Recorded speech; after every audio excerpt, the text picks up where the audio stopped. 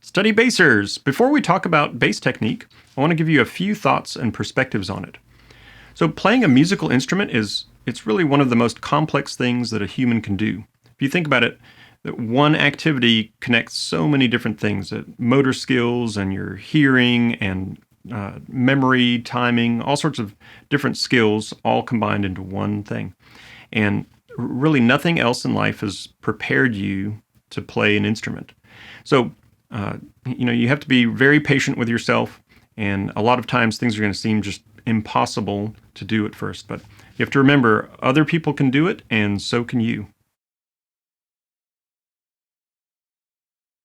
Of all of the popular instruments that people play, the electric bass is one of the youngest. And one of my favorite things about the electric bass is that people are constantly finding new ways to play it.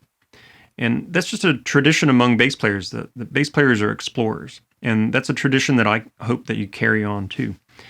So, with that said, keep an open mind, get as many perspectives on technique as you can, and explore on your own. Just stay curious.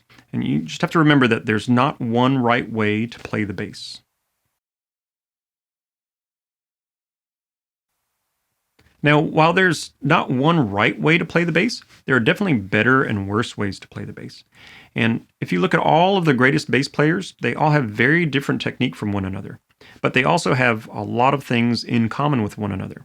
And so we're going to take these in common traits and treat them as goals in our bass playing technique. So let's look at our very first goal.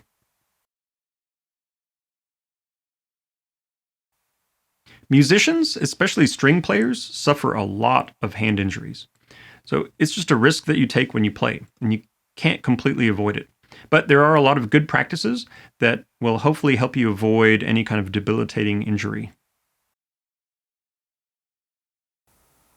One thing that good bass players have in common is they get a nice, clear tone. And there's really two sides to sounding good. One is producing sound, and two is preventing sound. So, a lot of instruments like piano, they won't make any sound unless you touch them. But the bass will make all sorts of noise that you don't want in the background. So, we have to learn how to control all of these sounds, the ones that we're producing and the ones that we're preventing. So, let me give you an example.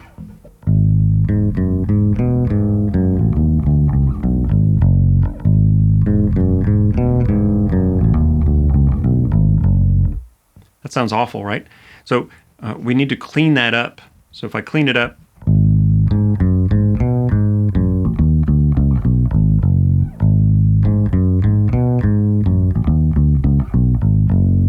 it sounds much cleaner, right? So you get the clarity by learning how to control the strings and not have open strings ringing or getting muffled notes or buzzes and harmonics. So all of those things really muddy up your sound. And then you get the good tone from the way that you pluck the strings and the way that you press the strings. So a big goal for you is to get a nice and clear tone. There's no reason to do any more work than necessary. Unfortunately, your natural instincts as a beginner are often very inefficient and work against you. So we really want your hands to be sort of lazy, that you want to do as little work as possible to get the best sound. So the trick to that is there's a lot of effort in the beginning for it to be effortless later on. Another key to sounding good is confidence. You need to be sure of what is going to come out of your instrument every time you play it. So where does that confidence come from? Well, it comes from accuracy and consistency. And the accuracy and consistency is just a product of lots of focused, mindful repetition.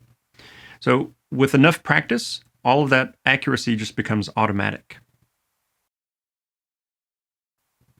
In the beginning, it's really tempting to do what seems easiest.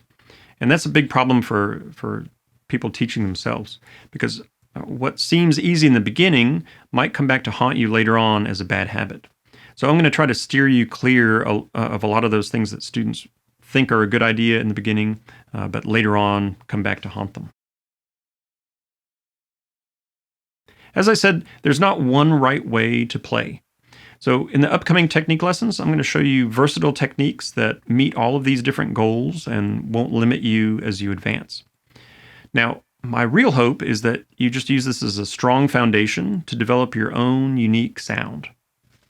So remember, if it were easy to play an instrument, then everyone you know would play an instrument. But they don't.